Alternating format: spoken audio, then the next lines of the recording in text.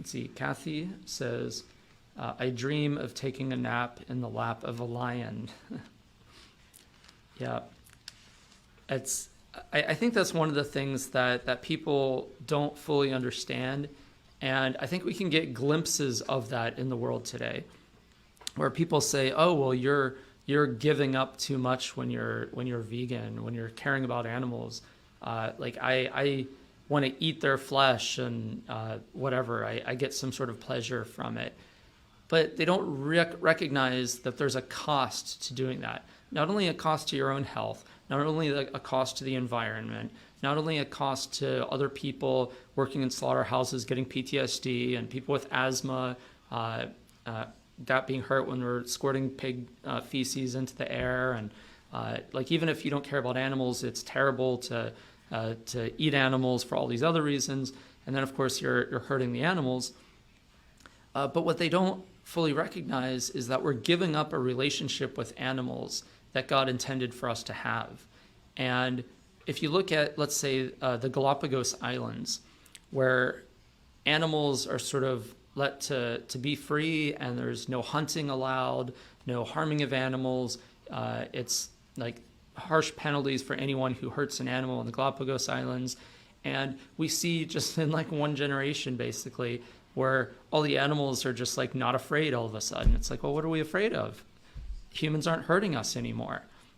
And so the animals will come up close to people and they'll be all friendly, with each other and with the people. And it's just, it's not the way heaven is, because in heaven it's like that to the nth degree.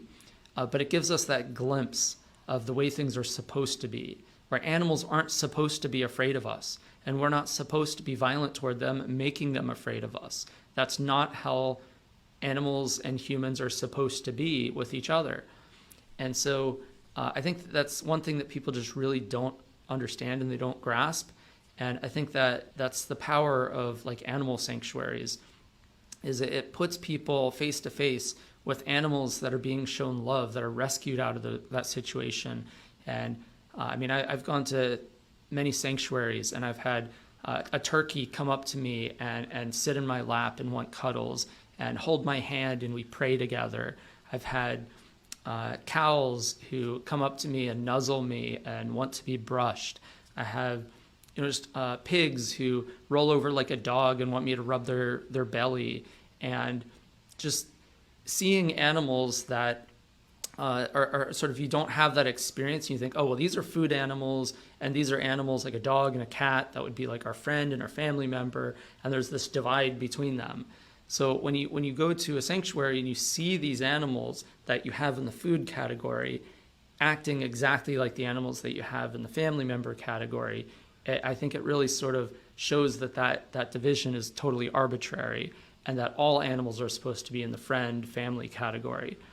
And so I encourage anyone who hasn't visited an animal sanctuary to do so, and to bring someone, a family member, a friend, someone who hasn't made that connection, so that they can see with their own eyes, these are the animals that are on my plate, and this is the way they're supposed to be, and I'm supposed to see them as friends and as family, not as just items to be on my plate.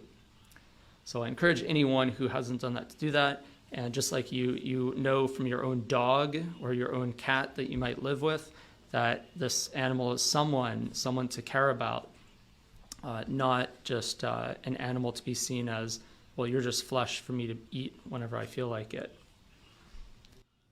Thanks for watching that video, and be sure to like and subscribe and hit that bell icon to be notified of future videos. And I think you would like this other video that we made.